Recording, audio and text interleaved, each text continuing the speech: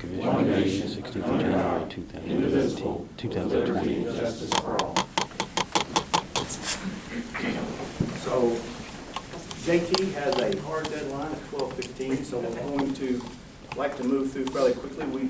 If we get time, we need to have a very brief closed session at the end. We won't take any action afterward, but so with that, I turn it over to JT to elect some officers. Do I have a motion? Election of officers. I'd like to make a motion, with their permission, that we maintain the same slate of officers, that is JT for president or chair, and Tony for vice chair, and Ted for secretary. Secretary. Any discussion? All those in favor say aye. Aye. Thank you all for agreeing to serve again. Thank you. Thank all of you for your service, and I'm glad that Tony and Paul have been reappointed for new terms. Our next item on discussion and agenda is a telecom rate review. This is, as Chris has said in his memo, an annual review. We're not recommending any changes to our rates, our actual telecom rates. However, as we did with our annual fee structure review that we do on the electric and water side, we have added and modified some of our fees on the attached schedule to be consistent with our electric and water. On Schedule 9, miscellaneous charges, a non-payment charge that we don't have specifically for telecom, and collections fee, return payment fee, and then if someone doesn't return our optical network terminal fee for that. So just added some fees, but no changes to our basic rate structure. So it makes sense to me. I make a motion to approve. Second. All those in favor say aye. Just have a quick question. Oh, I'm sorry. What's highlighted in yellow are the changes? Yes, absolutely. Just those things, nothing else? Nothing else. Okay. Any further discussion? All those in And favor? I just have one other question. How do these fees, are they pretty commensurate with our competitors in this field? Well, yes, I would say so. To be honest, we haven't made use of a number of these because our customers have water and electric services with us for the most part. Okay. So when these usually apply, it's usually based on those services. But as we're getting further into this business, there are some chances where maybe it is just a telecommunications only customer. We have to make sure that when we do have these types of events, that we're able to treat them appropriately and consistent with water. So do you compare these charges with our competitors? Yes. Before you recommend them to us? Well, I mean, like for instance, like a collections fee. I don't think Spectrum charges a collections fee, they just turn you off, and that's it. Okay. So if we get into a situation where we need to recover a collections fee, the billing department wanted to make sure that we had that ability to do that. Okay. Yeah. Well, thanks for that info. Appreciate it. They don't charge a boarding fee, they just lay the claim on the ground. Say the All those in favor say aye. Aye. Next item is a restructuring, which is a little bit grandiose. What we're looking at in our IT system is database administrator position that we've had is open now due to promotion. And as they've looked at their organization and the needs for organization, they want to keep the same head count, but they think that head count would be better served to add a programmer analyst as opposed to having fill in the database administrator. Which is a lower paid job, so it's a little bit of a positive impact to budget, but no impact to headcount. You got me the same head count in $27,000. I told him Tony would be happy. Make a motion to approve. Second. Any discussion? All those in favor say aye. Aye. Make a motion to approve the consent agenda. Second. All those in favor say aye. Aye. Thank you all. Just a quick general manager report item before we get to the financial stuff, which is the good stuff. So if I can find the general manager's report in this pile of stuff. The weather, as we've talked about, weather, is driving our business. Thank you. December was almost 4 degrees above normal, which didn't seem to impact sea load as much as the wholesale. Sea load was about 4% below budget. But megawatt hour sales in the wholesale market were 53% below budget, and it's just weather driven. The eastern United States was well above normal for December. January so far, till today, has been about 5 degrees above normal. So we've had a warm start to January. We're trending to get back to toward more normal temperatures, but it's had the same impact on lowering our wholesale sales from budget. And along with that, natural gas prices, because of the warm weather, have stayed low. Usually they have a little bump up in the wintertime, but not now because there's just not much demand out there. And then at Elmer Smith in December, we did have another reheat tube leak, which took us off for almost 6 days, but it was repaired and everything's back up to normal. Good news. I guess the silver lining in that is we didn't miss out on any significant market opportunities because of the prices. And then Unit 1 is still offline as scheduled. Lynn, is this the worst quarter we've ever had for wholesale? It's the first time we've ever been negative on the gross margin. Yeah, it probably, you could probably say that. It's just, and I know previously Terry used to say this all the time, it's weather for our business, and you know, this weather in December and January has not been good for that business. And we'll see, they're predicting now a kind of more normal finish to January and normal weather for February. So we might get back closer to budget, but still not looking promising because of the weather. So last month, we agreed to sell KYMEA some backup power if they needed it. We obviously haven't sold them anything. Not yet. Nope, there's plenty out there.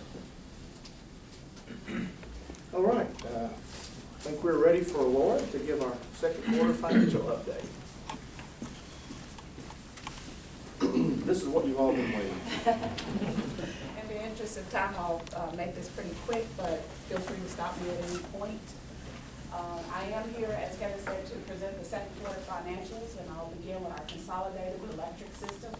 Our net operating revenues was $67.5 million, which is about 2.2% below budget. Our operating expenses were nearly 9% below budget at $55.1 million. That resulted in net income at $10.2 million, which is above our $7.3 million budget. Our cash and investment balances show that our operating funds were slightly below budget, while our capital improvement and bond restricted funds were above budget. That's it on total consolidated electric. I'll move on to the different units that make up that system. Elmer Smith, we generated nearly 14% below budget. Again, that's, as Kevin alluded, is due to the market prices, but there is a slightly lower retail load as well. Our operating expenses were 9.6 below budget, came in at $38.5 million, primarily driven by fuel costs.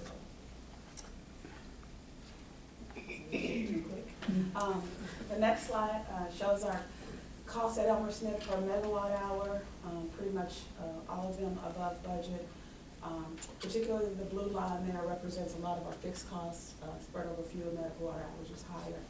And then our fuel costs associated with additional fly ash expense was above budget as well. Wholesale power marketing unit, this shows a picture here. Our market prices, which is represented by the left set of ours here, is below budget. Our wholesale power marketing sales were over 25% below budget. Again, showing the impact of lower prices. Translates into our revenue at nearly 26% below budget as well. Our operating expenses were slightly above budget, and that was primarily related to some of the additional purchase power costs that we received in the first quarter associated with Unit 1 still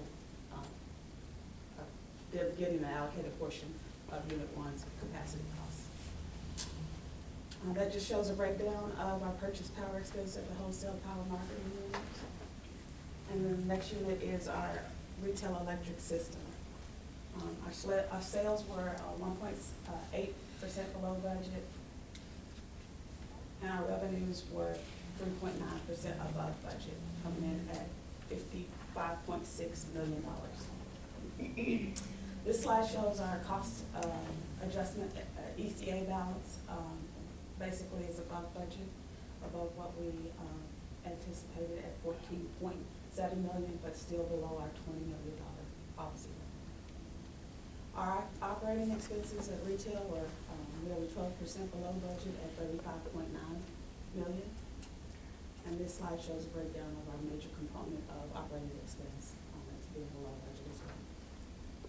The last unit in the consolidated electric system of telecom, 6.9% above budget on revenue at $1.1 million. And this shows a breakdown of our largest component of our commercial revenue. And then the next slide shows our operating expense at telecom is at down 12%, primarily driven by lower O&M. That's it for consolidated electric. I'll move on to the water system. Our sales were pretty flat to budget, this slide shows, and then our revenues were 1.2% above budget at $7.7 million. Our operating expenses 7% below budget, $5.2 million. And similar to our electric system, we show our per unit. This happens to be 1,000 gallons. You can see that our operating expenses were below budget even on a per unit basis.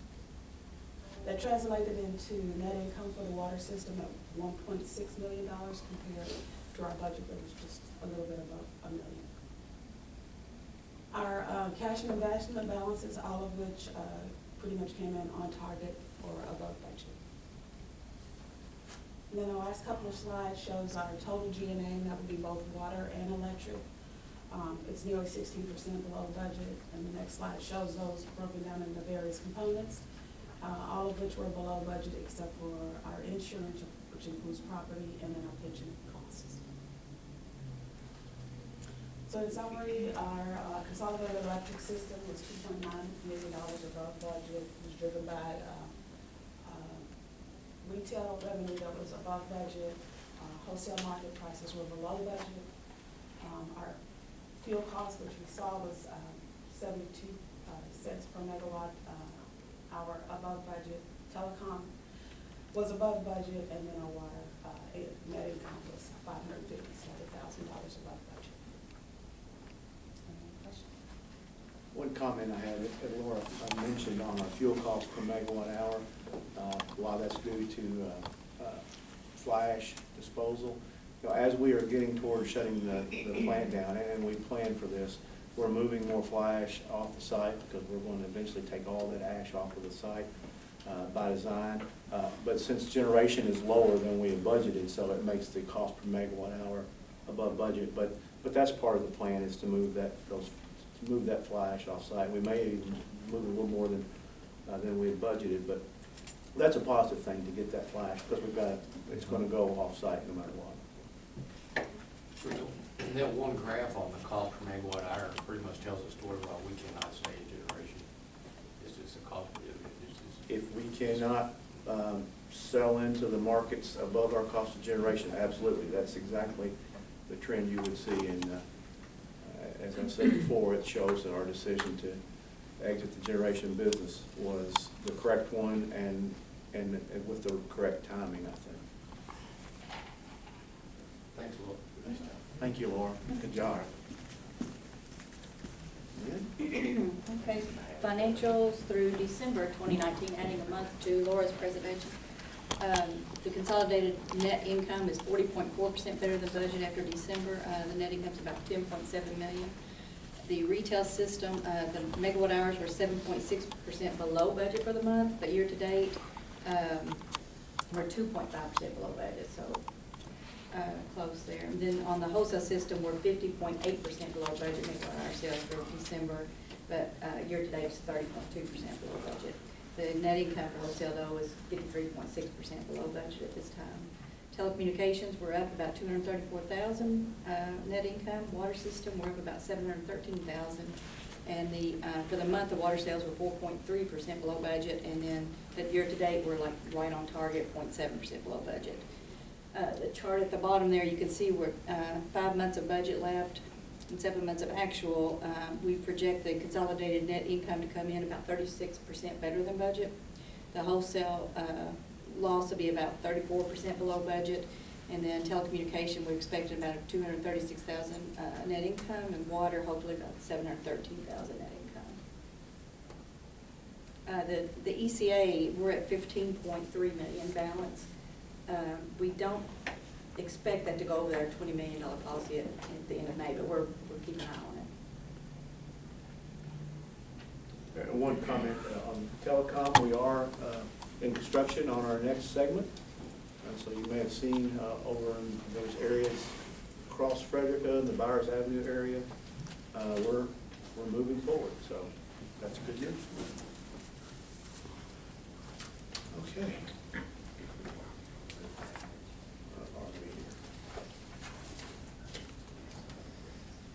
Governance items.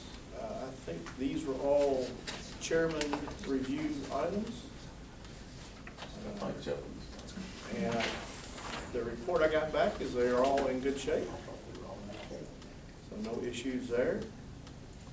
We do need to talk about, I don't think we have any other business, but upcoming meetings. Our chairman has some conflicts, so. One of them has been removed, kind of. On the 20th, I won't be going to Frankfurt now because my sister's having a knee replacement on the 19th. So I'll be here. You will be available on the 20th. I'll be here on the 20th, and that's something that goes great. And was there a conflict on the February 6th work Yes. session? I do have a meeting in Frankfurt that day about mine and Tony's health insurance, so I need to be there. You want to be there? Yeah. We'll look at that. We may not need to have that February work session, but if we do, we'll have Brittany get with you and your calendars and schedule that for a date that doesn't conflict with JT's conflict. I've been good most of that week. Okay, we might just move it a day or if we need to. Anything else for calendar-wise? We take care of that now. So we will have our normal meeting at the normal time and date on February 20th. Good. I don't know if there's any other issues, but we do need to have a brief closed session. Just a quick notice, how are we coming, anything new on the water plant construction? Are we still moving forward in proper speed and It direction and all that? is still going very well. Very pleased with that. We will have, when's our next quarterly update? The work session in February. If not, we move it to the. We will have it in February, either at the work session. If we don't do a work session at the regular meeting, Russ will come in and give you a detail. But it's going well, on schedule. We are still on budget.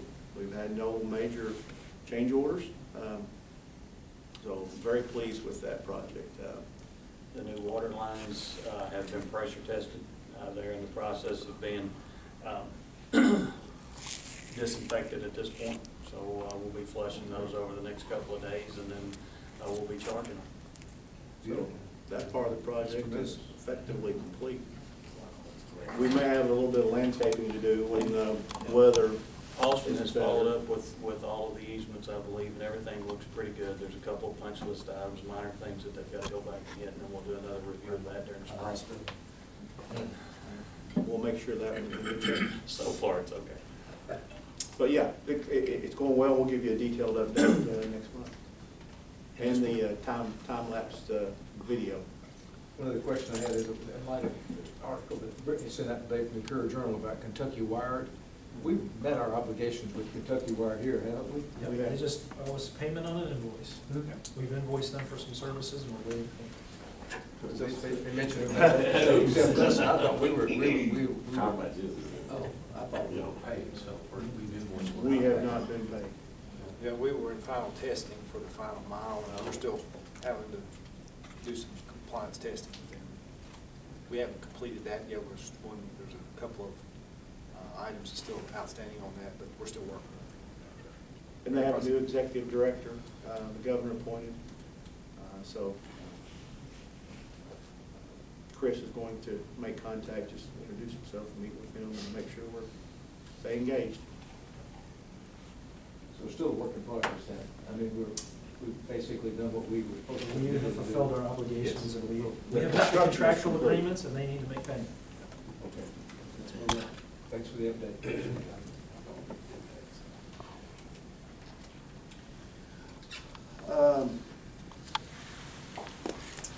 Okay, if there's nothing else, Mr. Chair, I ask that we would need to go into closed session to discuss personnel matters pursuant to KRS 61.810(1)F, pending litigation pursuant to KRS 61.810(1)C, and matters which are required to be discussed in privacy pursuant to KRS 61.810(1)K, including but not limited to KRS 61.878(1)CI and KRS 61.872(6). Second. All those in favor say aye.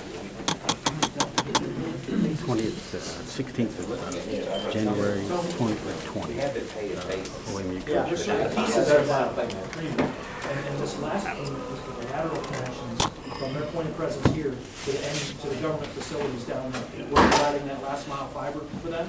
We've already installed it, we turned it over to them and said, okay, where's our money for Nice to these see you. connections Sit for back. the next 3 Enjoy. years? Take it. And that's what we're waiting for, so we sent them the invoice. Hello, son. How are you?